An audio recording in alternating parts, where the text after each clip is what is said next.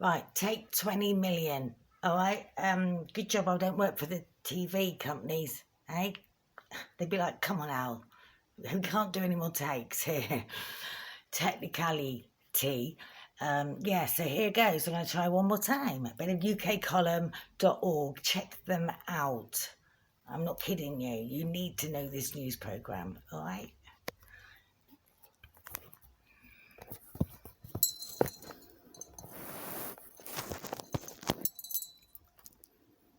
How's that?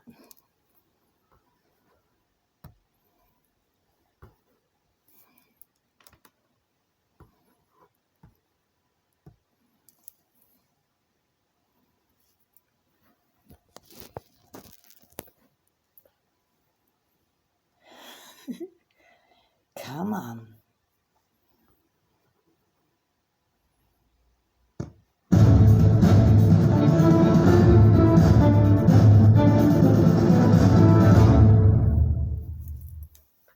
Good afternoon. It's Friday the 4th of February 2022, just after 1 o'clock. Welcome to UK Column News. I'm your host, Mike Robinson. Joining me in the studio today is Patrick Henningsen from 21st Century Wire. Welcome to the programme, Patrick. Thank you, Mike. Right, we'll get straight on here with Novavax because the MHRA has apparently approved another vaccine. This is the Medicines and Healthcare Products Regulatory Agency grants conditional marketing authorization for Novavax 2019 vaccine in Great Britain. So approved, but what does that mean and what is it anyway? Well, Novavax is what they call a recombinant DNA vaccine, a recombinant nanoparticle vaccine, in fact, using recombinant nanoparticle technology. This is absolutely novel. So on their website, you can go and have a look and see how they create their nanoparticles, what they are, and so on. It's also an adjuvanted vaccine, so you can find out what that means on the website as well. So this is what June Rain from the MHRA had to say about this. Our approval of Novavax and Nuvaxovid, no, I don't know how to pronounce it, but anyway, today follows a rigorous review of the safety, so you'll be glad to know about that, Patrick, quality and effectiveness of the vaccine, and expert advice from the government's independent scientific advisory body, the Commission on Human Medicines. I'm pleased to confirm today that this authorization has been granted, providing access to a fifth vaccine that can be used to help protect us from COVID-19. We are continuing our vital safety work in monitoring the use of all COVID-19 vaccines to ensure that their benefit in protecting people against COVID-19 disease continues to outweigh any risks.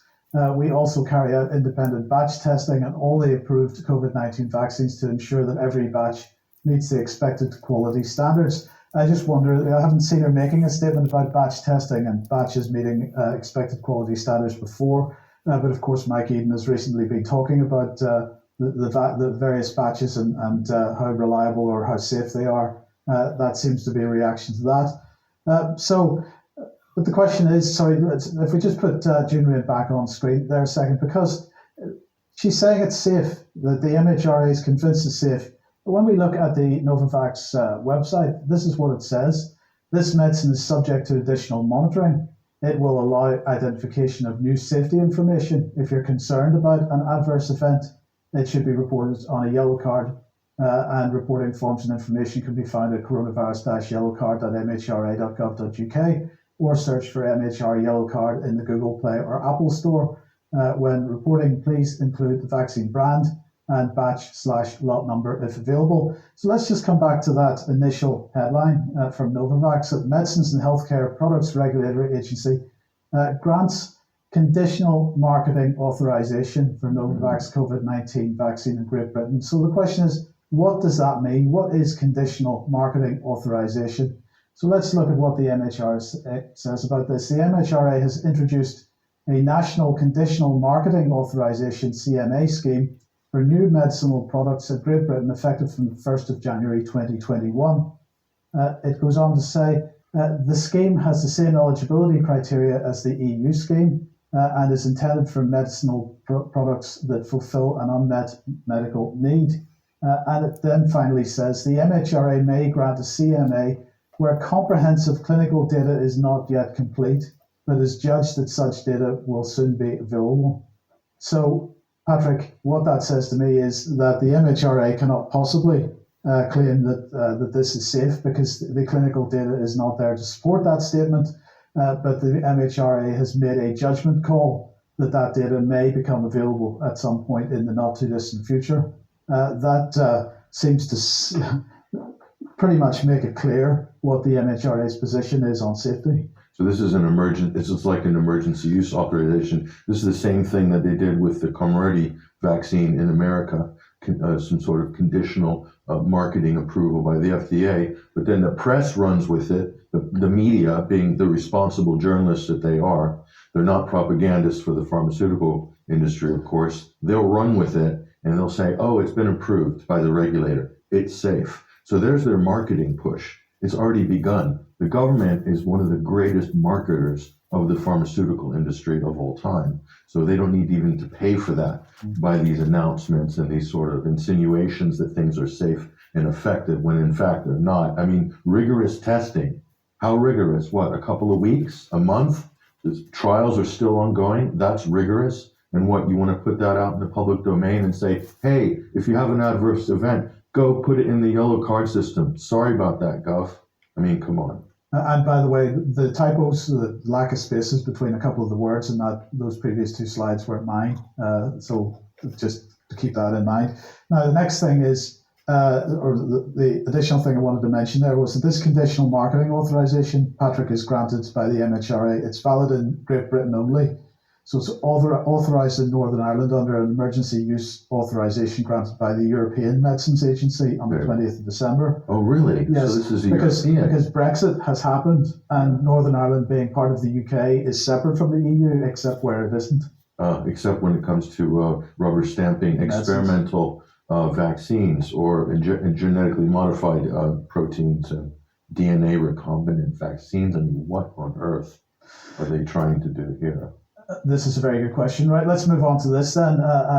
Quite a lot of furore has been in the mainstream press over this Johns Hopkins report, a literature review and meta-analysis of the effect of lockdowns on COVID-19 mortality. We have the likes of the Daily Mail saying, oh, it was only us and the Telegraph that covered this and nobody else was covering this. Why not? Why were the mainstream media not covering this? But let's just have a look at the details of it. First of all, quite a bit of furore about the fact that it's not peer-reviewed, but of course it is covering, it's a meta-analysis of many peer-reviewed papers. So that is the first thing. They're being accused of being, well, we'll come on to what the criticisms of it are in a second, but here are the main sort of conclusions that they come to. So while this meta-analysis concludes that lockdowns have had little to no public health effects, they have imposed enormous economic and social costs where they've been adopted. In consequence, lockdown policies are ill-founded and should be rejected as a pandemic policy instrument. And in the actual conclusion itself, they say, overall, our meta-analysis fails to confirm that lockdowns have had a large significant effect on mortality rates. Studies examining the relationship between lockdown strictness and find that the average lockdown in Europe and the United States only reduced COVID-19 mortality by 0.2%, compared to a COVID-19 policy based solely on recommendations. Shelter-in-place orders were also ineffective. They only reduced COVID-19 mortality by 2.9%. Now, there are a couple of things to criticise in this statement, it's fair to say. First of all, it is about meta-analysis and perhaps some of the criticism that we'll come on to in a second, which is suggesting that the circumstances were different in each of those that were described in each of the papers that they analysed. Okay, that might be a point, but the other point here is, and it's completely gone. So let's just quickly move on with Neil Ferguson. The paper grouped together lockdowns that vary dramatically between countries, making it problematic to determine how effective the policy was. Is what his claim is. But if that's his claim, then how can he actually make any assessment about how, for example, Britain's lockdown, since he was a proponent of it, how effective that was compared to other countries? He can't actually justify his own position. The paper defines lockdowns as the imposition of one or more mandatory non-pharmaceutical interventions. By that definition, the UK has been in permanent lockdown since March 16th, 2020, and remains in lockdown. And that's his main complaint, that by their definition, the UK is in lockdown But he's basically saying it doesn't feel like it's in lockdown at the moment because most restrictions have been lifted, and therefore their whole argument is nonsense. That seems to be his position. Well, I've got two criticisms of this, how it's framed. And it's not so much a criticism, but the fact that there's an inherent weakness in this type of analysis, okay? The first inherent weakness is died with COVID or died of COVID. Right. So there's the conclusions that they're coming to, it really depends on how you interpret COVID deaths. And as we know from the recent Freedom of Information Request release, that's hugely problematic for looking at the UK numbers, okay? So it's probably even much lower. So then it really would call the findings into question completely in terms of that particular conclusion. Now, the other thing is, how are you going to read that? What effect did lockdowns have on COVID or mortality rates? Just let's say mortality rates, not COVID mortality rates. Right. Now, if you're extending the analysis there, because it's really about lockdown policy, isn't it? So you should be looking not only at the dubious COVID mortality rates, which are under question right now and should be under review, but also what was the effect on mortality as a result of lockdown?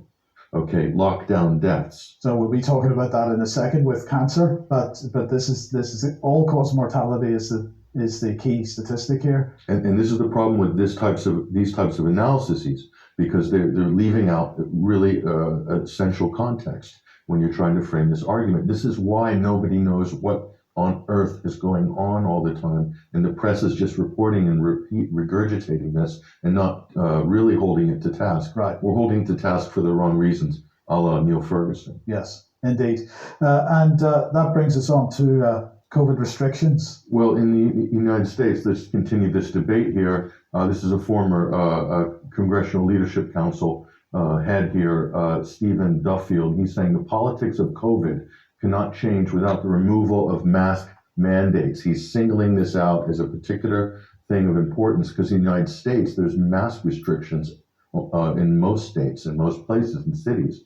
So preserving the mandates is deeply dishonest, antisocial, and reminds all independent thinkers that the politicians, and public health bureaucracy and schools cannot be trusted going forward. And here's also weighing in here. This is Marty Makary. Dr. Marty Makary is very good on social media on this. He's citing this latest study from the Journal of American Medicine here from JAMA, basically on natural immunity. So it's pretty definitive what they're finding here, Mike. 2 years durable immunity for 2 years, better antibody response.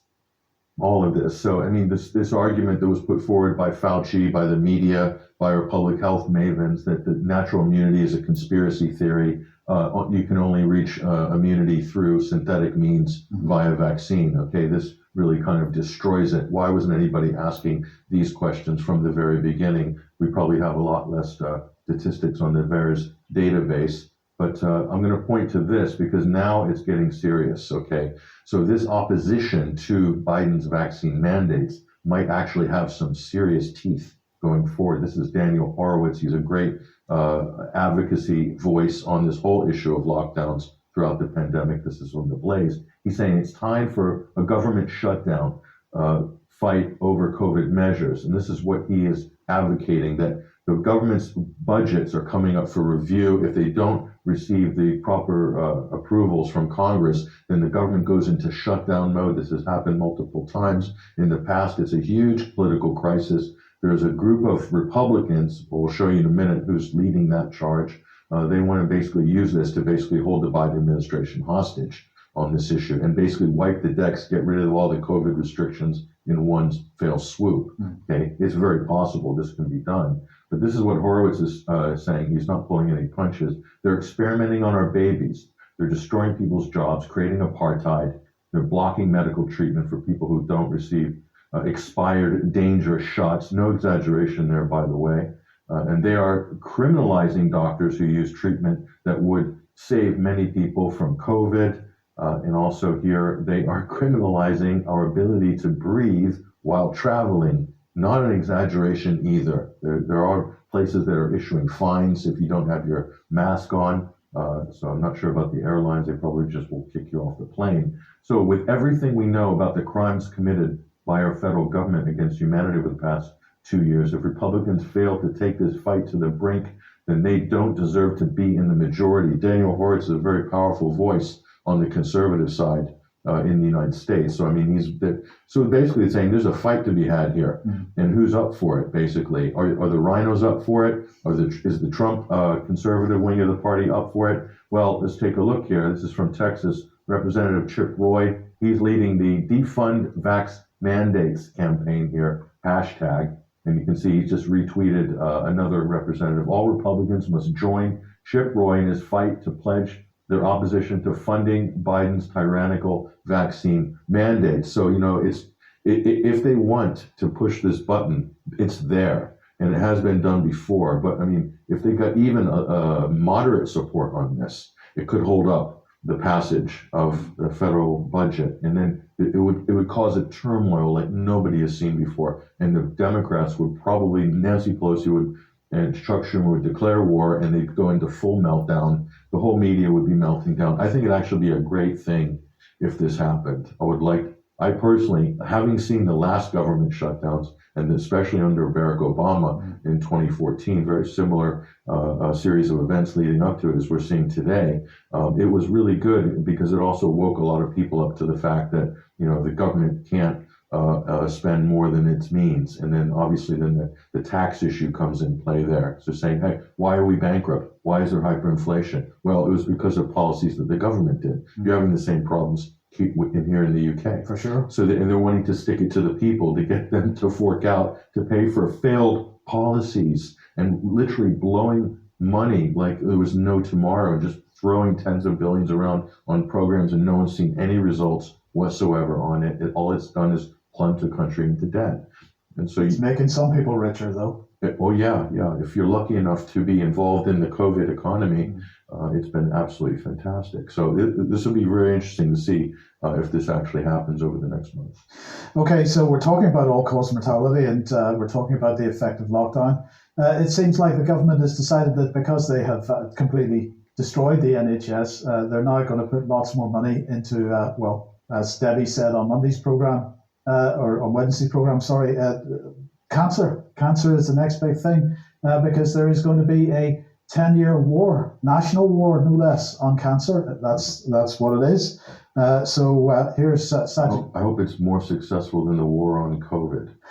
No, as you'll see in a second, we'll explain that. So here's Sajid Javid. He said, "Let this be the day where we declare a national war on cancer. We've published the call for evidence for a new 10-year cancer plan for England."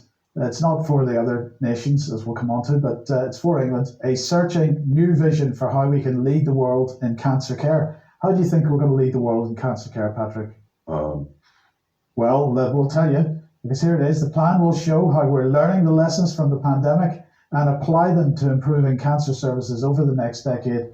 It will take a far-reaching look at how we want cancer care to be in 2032, 10 years from now, looking at all stages from prevention to diagnosis, to treatment, and to vaccines. That'll take them about that long to get through the NHS the current waiting list. No, it won't, because all those people will be dead before the end of the year. Don't worry. So maybe that's the plan. That is the plan, of course. We want to hear views from far and wide to help us shape this work. Please join us in this effort so fewer people face the heartache of losing a loved one to this wretched disease.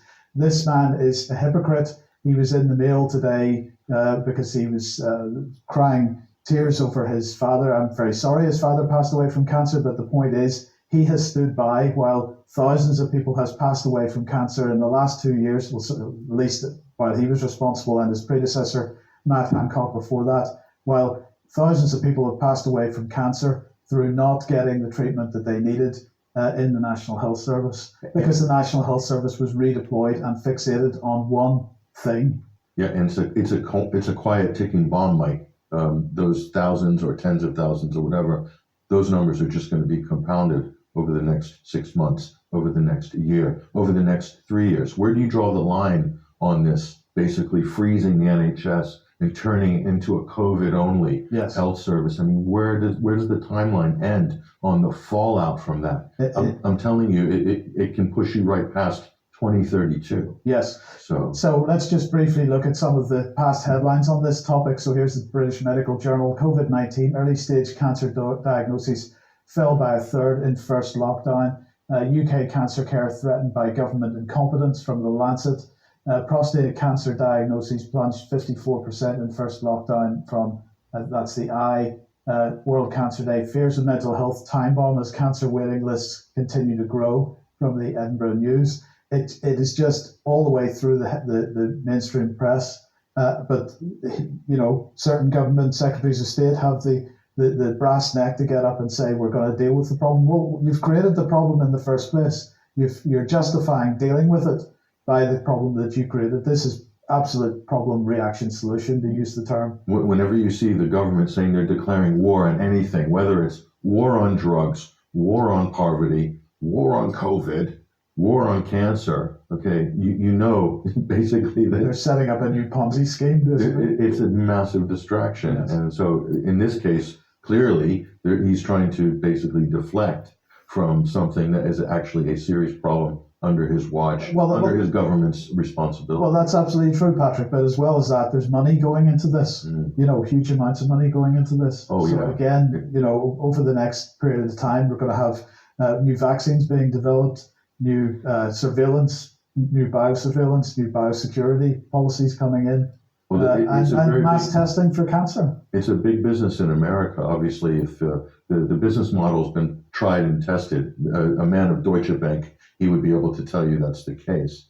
Basically, what you do is you try to bankrupt families in order to, in the final years of their life, through chemotherapy and through all these other expensive cancer treatments. All it does is bankrupt families, and it doesn't necessarily extend the life of most of the people receiving these treatments. It's a gamble. You roll the dice, and the oncologist will tell you, you got a 30% chance. You got a 15% chance. Oh, a stem cell treatment, maybe that will work. Oh, that's only a couple of 100,000. Okay, you might need some finance for that. That's the business model for this industrial complex. Very, very successful. It's made a lot of people rich around the world. And so it looks like they want to ramp that one up.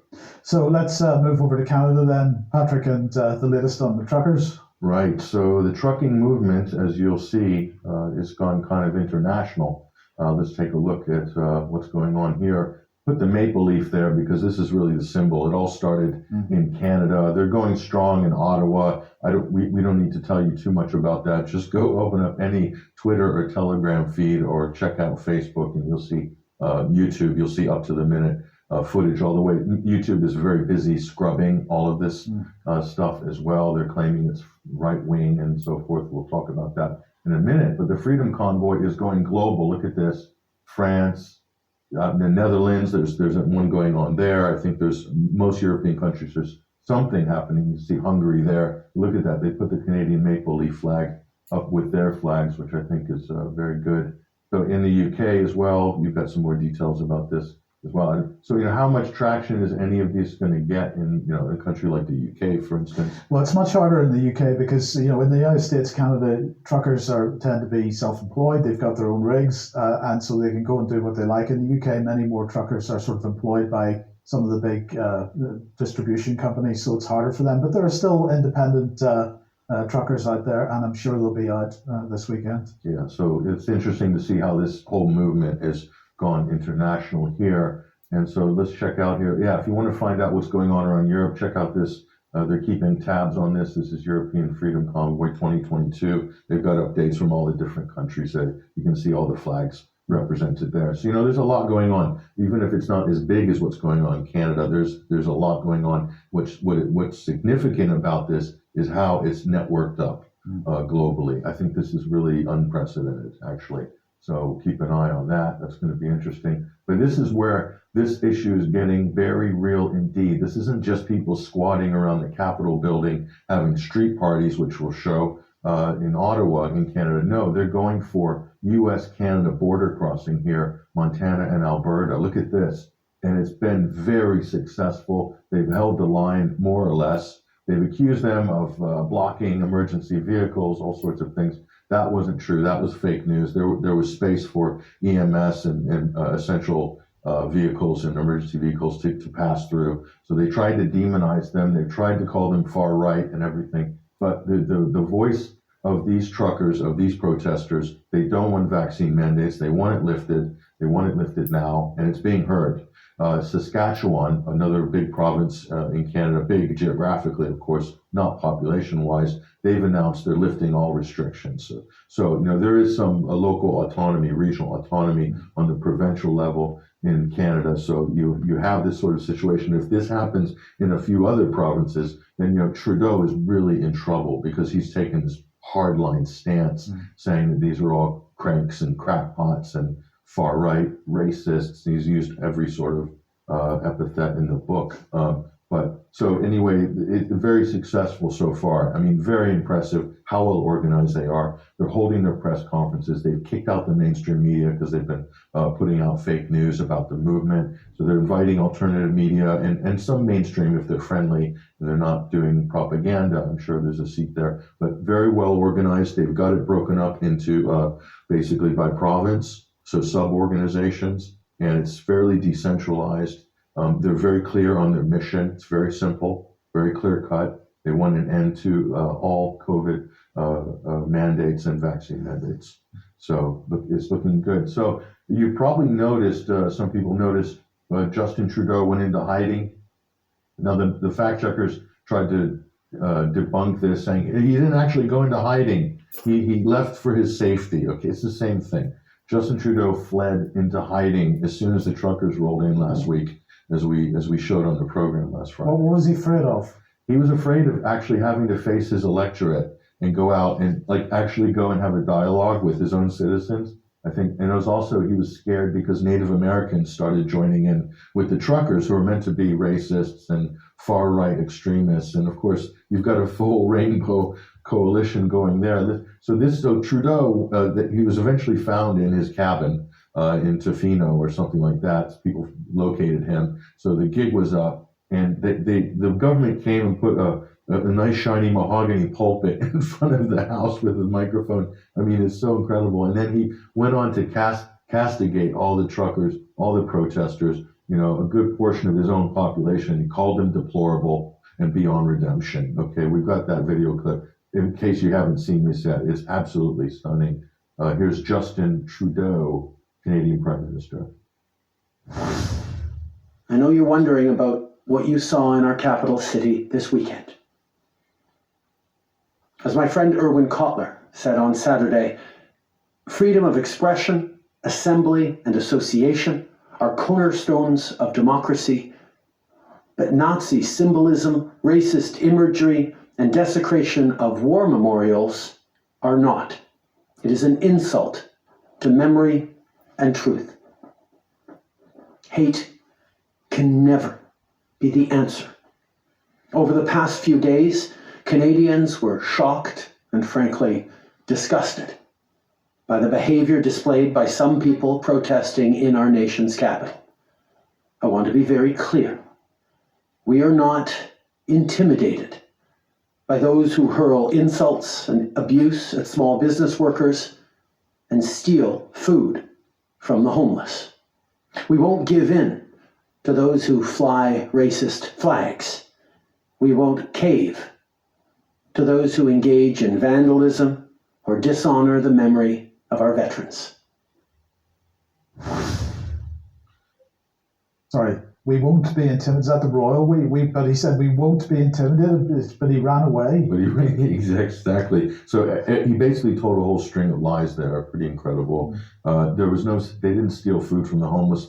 Truckers are actually feeding the homeless in Ottawa. If you go look at the actual reports, the racist flags. So if someone shows up with a Confederate flag at the Canadian Capitol, some lone nut, and the mainstream media were right there as he appeared off the sidewalk, right ready to get close-up shots.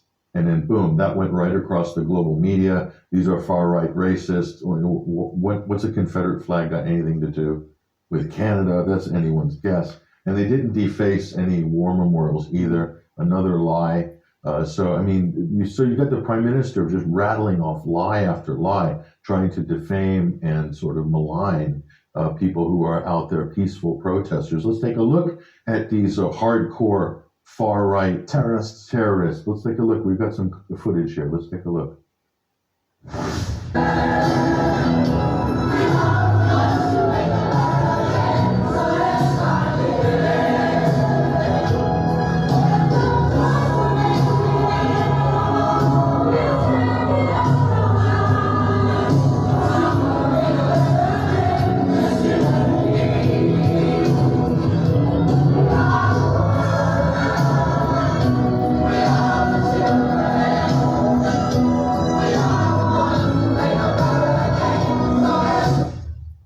So you can see why, I can see why he would run away from that. I mean, that's the scariest thing I've ever seen. Bloodthirsty, aren't they? Yes. I mean, really intimidating. So, but look, words have consequences, and people like Justin Trudeau and these politicians have put out all these sort of fake characterizations of the protesters. And by the way, this isn't isolated to this incident. Just in general, when the press start labeling people or alternative media pundits or authors or people on Twitter as racist or far right, then guess what? Big tech uses that as the dog whistle to what?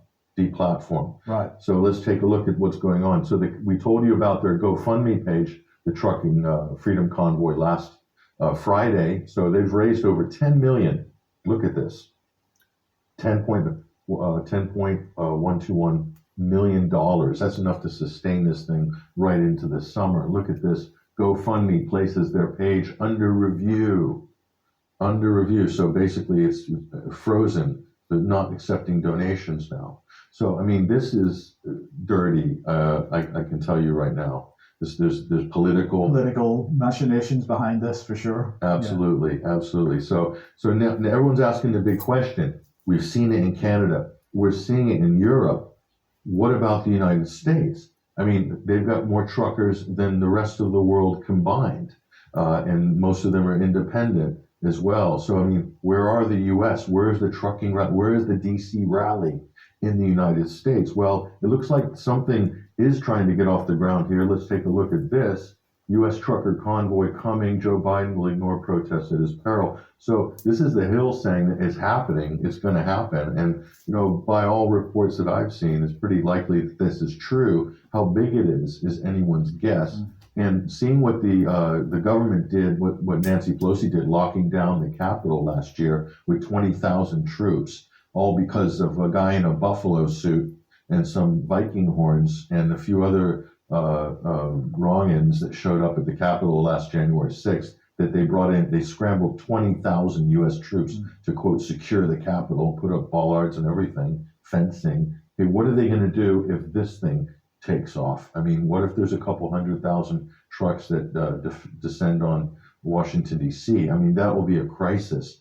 January 6th will be nothing. They'll be screaming insurrection, hanging out the Capitol windows with Pelosi and AOC. So I don't know how they're going to allow these trucks even to get in near the Capitol. But let's take a look at this here. So a Facebook group organized by the U.S. convoy that have quickly amassed 130,000 members has been tossed off social media, off the platform, amid allegations that the movement was being promoted by, quote, right-wing extremists.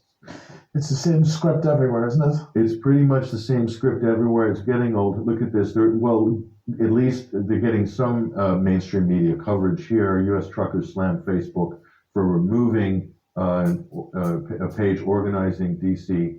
Freedom Convoy censorship at its finest. I think we've got one of these truckers here, one of the organizers who is an independent trucker. This is what he said about this. And look at the justification they're using. They're calling it the QAnon concerns. Yes. So let's roll this. Listen to this guy.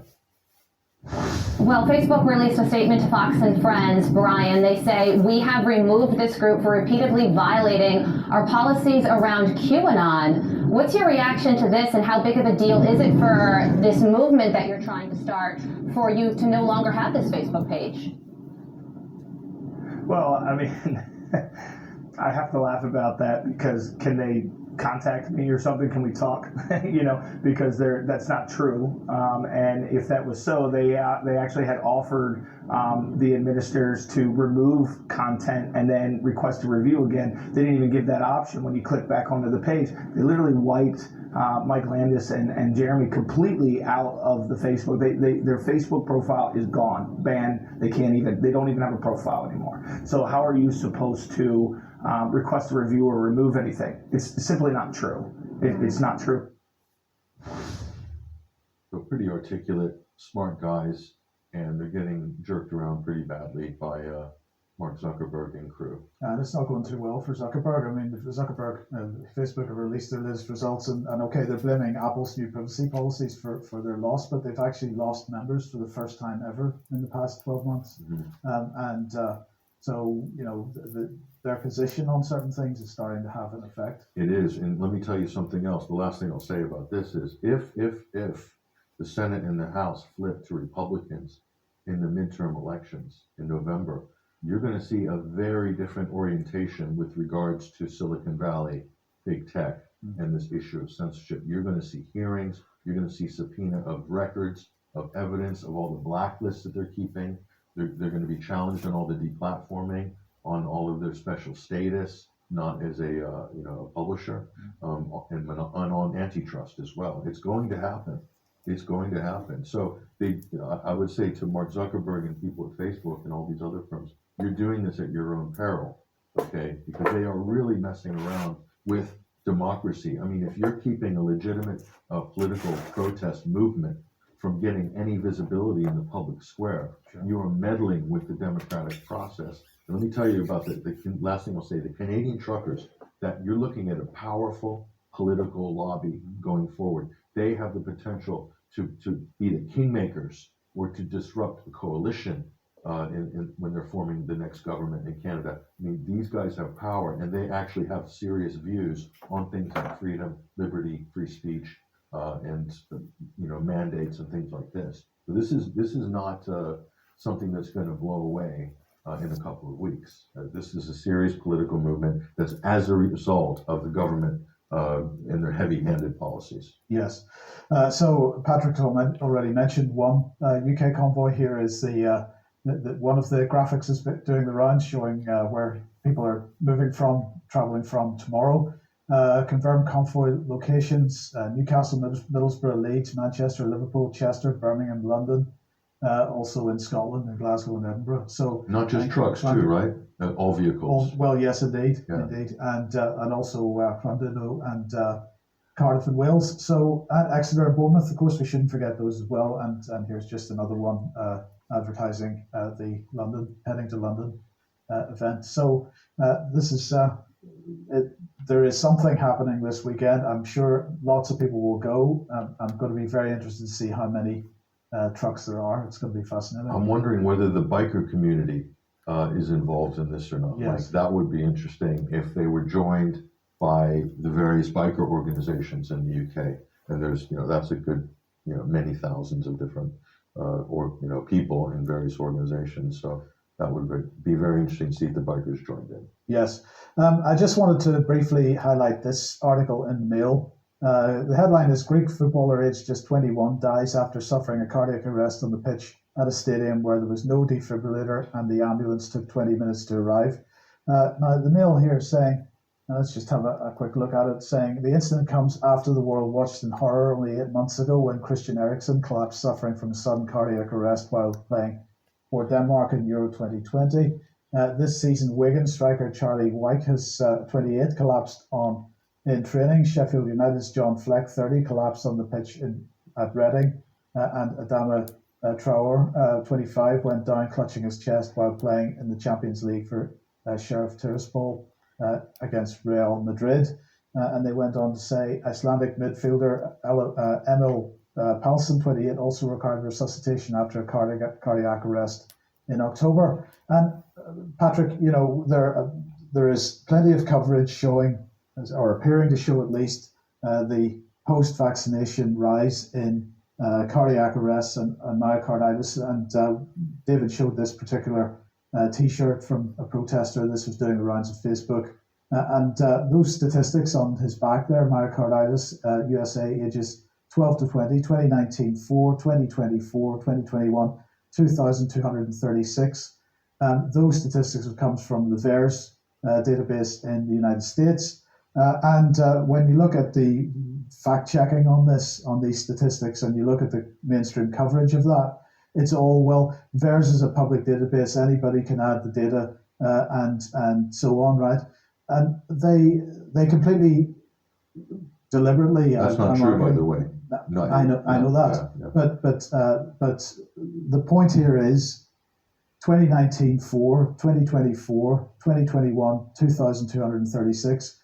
No matter what or who uploaded the data, there's something to look at there. And for the Daily Mail in their headline to divert the attention away from the fact that there's something to look at there onto the fact that, okay, in this case, sadly, there was no way to resuscitate this 21-year-old on the football pitch, and to focus on that instead of focusing on, well, is there something going on here that we need to actually look at? That is pretty despicable by the Mail, in my opinion. Yeah, that's classic gaslighting, by the way. If you want to know what gaslighting is, we've just shown you a perfect example of it. So the real story is obviously what's causing this uptick in cardiac events with young and healthy, professional, fit athletes. Okay, what's causing it? No, the mainstream media says, don't worry about what's causing it. Let's, ambulance just didn't get there in time. Better response time. Health secretary, get on the case, and they basically got you gaslit over there with defibrillators and ambulances. But yes. Okay, if you like what the UK Column does and you'd like to support us, then please head over to ukcolumn.org/community, and there are options there to help us out. If you're watching the programme for free, we do need your financial support, and that would be very much appreciated. And also, if you find our material on the various platforms, feel free to share that as you can. And or if you'd like to support us via the shop, then that's an option as well. Now let's move quickly onto this. Because energy price cap is being adjusted on the 1st of April. Now, of course, this is because of the ridiculously high wholesale prices for gas and electricity. So the prospect is for most people a £693 increase in their energy costs from April to the following April. So let's just have a look at how Ofgem is showing this on their graph. Well, that's quite stark. So the average bill will go from £1,277 a year to £1,971 a year. And what's really striking about this is if you're unlucky enough to be on a prepaid meter as opposed to a credit meter, that will go from £1,309 a year to £2,117 a year. So once again, the poorest families and the families that can't get credit meters because they don't have good credit and they're on prepaid meters, they're the ones that are getting hammered the hardest. So you've got the least amount of income, Patrick, but you're going to be paying more than anybody else for your energy. Now, the question is, for people that are on credit meters, who does this affect? Well, it affects everybody that's on a variable tariff, that's not on a fixed tariff, but it also affects everybody that's had to change their provider because of the number of energy companies that have gone out of business in the last 6 months as a result of the high wholesale prices. But don't worry, Rishi's riding to the rescue. Here he goes.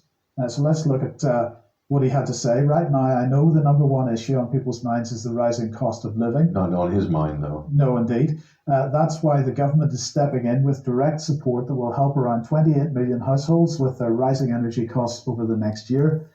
We stood behind British people and businesses throughout the pandemic, and it's right we continue to do that as our economy recovers, because this is all an effect of a recovering economy, Patrick. All this high prices and rising prices and runaway inflation. This is because our economy is recovering and we're doing really well. But look, it's not free money, Mike, is it? We pay for that. Of course we do. In inflation. Well, we pay for it in inflation, but we also pay for it in taxes ultimately. But let's have a look and see what he's talking about here. So £350 to help with the cost. So £695 is what the amount that's going up by, but they're going to give us a £350 bung. Or is it a £350 bung? Well, not quite, because domestic electricity customers with a credit meter not prepay, but with a credit meter, will get £200 off their energy bills in October, and then they have to pay that back in one £40 instalment for each of the next 5 years. A loan. So it's a loan. It's not interest-free loan. It's an interest-free loan. Oh. Okay. And then 80% of households will receive a £150 council tax rebate in April. Okay, so that's some people will benefit from that. But what about prepay customers? It's not clear how they get access to this £200 off their energy bills, because of course they don't get the free money. What caused it in the first place? Is there less gas being pumped, or So that's the question I'm asking. I know the answer to that because we covered it. Yes. Previously. But for those who don't know, of course, what caused it in the first place was rhetoric over Russia switching off gas supplies. That was the initial trigger. And also green energy policies. Okay, this is what's also causing it as well. So you combine all these things and supply chain disruptions as a result of government COVID policies. So 1, 2, 3, that's your government. That's your government that's helped to jack up the markets. So this £350 bung, which isn't a £350 bung, it's only a £150 bung and a £200 loan. That's only available to people in England. If you're in Scotland, Wales or Northern Ireland, then there's money being given to those governments under the Barnett formula, but how that actually ends up being distributed, no idea. But in the meantime, as I say, runaway inflation. And yesterday, the Bank of England held their Monetary Policy Committee meeting and their press release and so on. So they've increased interest rates to 0.5%. That was a 5-4 vote in favour of that, because they're projecting that inflation is going to go over 7% in April. So they're saying that the UK economy continues to recover. And it's because of this fantastic recovery that we're having these problems. Inflation is above their 2% target. They expect it to rise to around 7%, but then fall back. But if you think back a year, they were saying, it's going to rise to 3% and then fall back, but it hasn't fallen back, has it? It keeps going. So at what point is it actually going to fall back? It isn't going to fall back for quite a number of years. And it's going to get much worse, is what I'm suggesting. It didn't fall back from 1999, did it? No, indeed. So but don't worry, because Andrew Bailey's going to ride to the rescue. Let's look and see what he had to say. Don't ask for a pay rise. Moderation, you've got to be moderate in your asking for pay rises, because moderation is essential to prevent any further overheating in the economy. Enjoy your reduced living standards and enjoy your freezing cold homes, because you can't afford to heat them anymore. That's basically the position. These aren't literally his words, but that's basically the position of Andrew Bailey and the Bank of England. This is like a rock opera. I'm expecting Klaus Schwab to come in stage right saying, "You'll own nothing and like and love it." What's he talking about? Well, look, this is don't want a pay rise. You're pulling the rug out from under. Inflation 7%, but don't ask for a pay rise. But this is the Great Reset. What we're witnessing, what we're experiencing, is the Great Reset. We're seeing a whole economy transition to something else. It's not clear yet exactly what it is. We've given you examples of what it could be: central bank digital currencies and credit, social credit, and this kind of thing. Heat pumps, 2 jumpers in the winter. Absolutely. So we have to get used to being colder in our homes. So they're sticking the prices up in order to, at least they're not mitigating the prices in any way. Make life miserable. Making life miserable, reducing living standards. There is a normalization process going on in the world where developing economies are being given a little nudge up, but actually first world economies, if you want to call it that, are being brought down. There's a leveling off process going, but it's only for the plebs. For most people, for the likes of Andrew Bailey and Rishi Sunak, of course, they still have their riches and they're doing very well. Thank you very much. They're not going to feel the pain, are they? No. He'll probably get a pay rise. How much you want to bet? Andrew Bailey will get a pay rise next year. I will put money on it. Will you? Yeah. Whatever's left after this. It's very possible. Okay, let's move on to Russia and Ukraine and China and so on. Now, of course, Patrick, today is the opening ceremony of the Winter Olympics in China. And so Vladimir Putin is in China at the moment. So let's just have a look at what they had to say. Well, there you go. ukcolumn.org. I know I got his hat on, but sorting out my house, emptying boxes, packing things. It's amazing what you find. Yeah, I think I better leave it there.